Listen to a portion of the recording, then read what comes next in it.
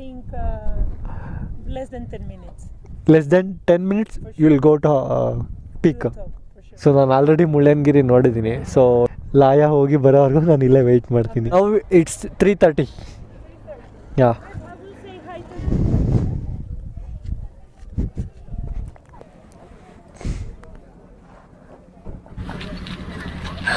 6 ಮಿನಿಟ್ಸಲ್ಲಿ ರೀಚ್ ಆಗಿದ್ದಾರೆ.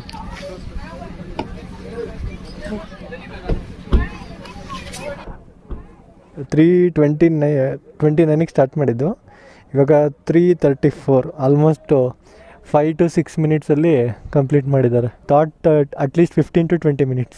people came and like, hey, where are you from? Spain. Roasted corn, yes. Wow.